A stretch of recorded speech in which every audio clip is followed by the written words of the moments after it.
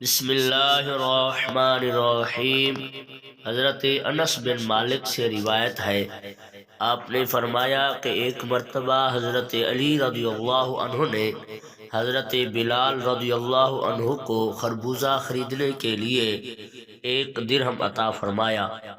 حضرت بلال فرماتے ہیں کہ میں ایک خربوزہ آپ کی خدمت میں لے کر پیش کیا، جب آپ نے اسے کاٹا تو اسے کڑوا پایا۔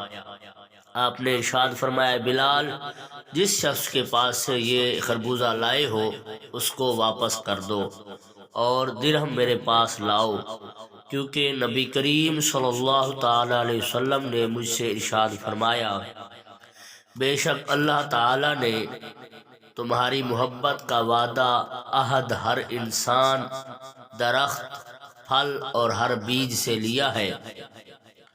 تو اے علی، جس نے تمہاری محبت کو اپنے دل میں سمو لیا وہ شیریں اور پاکیزہ ہو گیا، اور جس نے تمہاری محبت کو قبول نہ کیا وہ پلید اور کڑوا ہو گیا۔